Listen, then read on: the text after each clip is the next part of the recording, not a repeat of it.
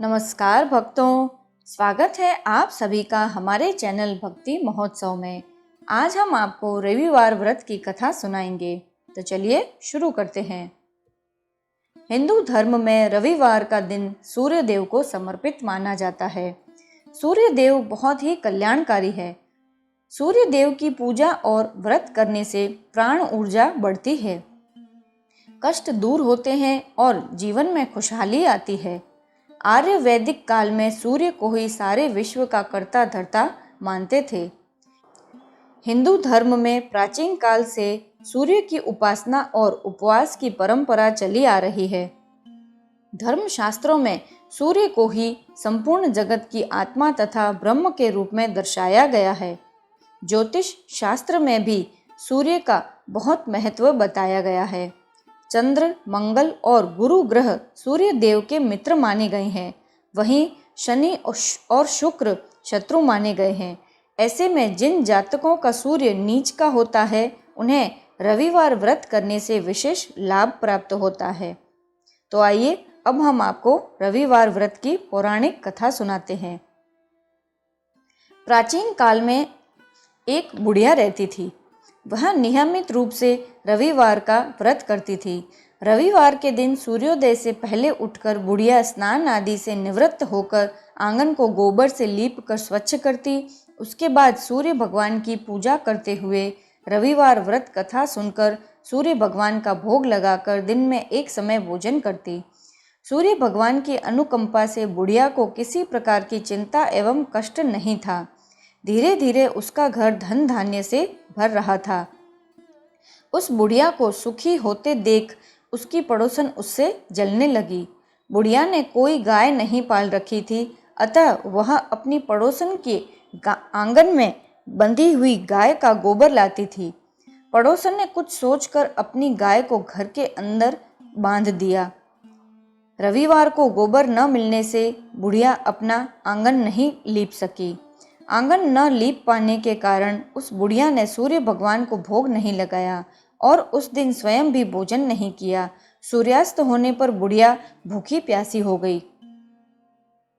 दूसरे दिन प्रातःकाल सूर्योदय से पूर्व उस बुढ़िया की आंख खुली तो वह अपने घर के आंगन में सुंदर गाय और बछड़े को देखकर हैरान हो गई। गाय को आंगन में बांधकर उसने जल्दी से उसे चारा लाकर खिलाया। पड़ोसन ने उस बुढ़िया के आंगन में बंधी सुंदर गाय और बछड़े को देखा तो वह उससे और अधिक जलने लगी। तभी गाय ने सोने का गोबर किया। गोबर को देखते ही पड़ोसन की आंखें फटी की फटी रह गई।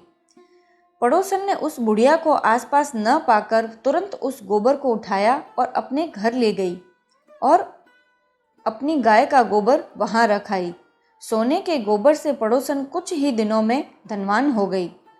गाय प्रतिदिन सूर्योदय से पूर्व सोने का गोबर किया करती थी और बुढ़िया के उठने के पहले पड़ोसन उस गोबर को उठाकर ले जाती थी। बहुत दिनों तक बुढ़िया को सोने के गोबर के बारे में कुछ पता ही नहीं चला। बुढ़िया पहले की तरह हर रविवार को भगवान सूर्यदेव का व्रत करती रही और कथा सुनती रही। लेकिन सूर्य भगवान को जब पड़ोसन की चालाकी का पता चला तो उन्होंने तेज आंधी चलाई।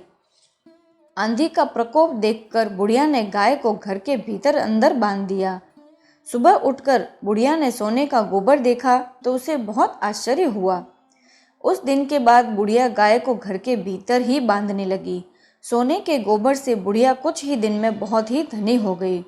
उस बुढ़िया के धनी होने से पड़ोसन बुरी तरह जल भूनकर राख हो गई और उसने अपने पति को समझा बुझाकर उसे नगर के राजा के पास भेज दिया। सुंदर गाय को देखकर राजा बहुत खुश हुआ। सुबह जब राजा ने सोने का गोबर देखा तो उसके आश्चर्य का ठिकाना न रहा। राजा ने बुढ़िया से गाय और बछड़ा छीन लिया, जिससे बुढ़िया की स्थिति फिर से दयनीय हो गई। बुढ़िया ने दुखी होकर सूर्य देव से प्रार्थना की। सूर्य भगवान को भूखी प्यासी बुढ़िया पर बहुत करुणा आई। उसी रात सूर्य भगवान ने राजा को स्वप्न में कहा, हे राजन, बुढ़िया की गाय व बछड़ा तुरंत लौटा दो, नहीं तो तुम पर विपत्तियों का पहाड़ टूट पड़ेगा, तुम्हारा महल नष्ट हो जाएगा। सूर्य भगवान के स्वप्न से बुरी तरह भयभीत होकर राजा ने प्रातः उठते ही गाय और बछड़ा बुढ़िया को लौटा दिया। राजा ने बहुत सा धन देकर बुढ़िया से अपनी गलती के लिए क्षमा मांगी।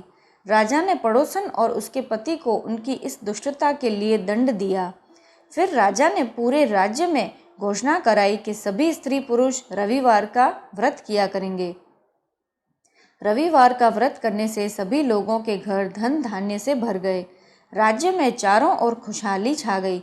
सभी स्त्री पुरुष सुखी जीवन यापन करने लगे तथा सभी लोगों के शारीरिक कष्ट भी दूर हो गए। बोलो सूर्यदेव भगवान की जय। तो भक्तों, आशा करते हैं आज की यह रविवार की व्रत की कथा सुनकर आपको बहुत ही आनंद आया होगा। ऐसी ही और कहानियाँ सुनने के लिए हमारे साथ हमारे चैनल पर जुड़े रहें और हमारे चैनल को लाइक, शेयर और सब्सक्राइब ज़रूर से करें।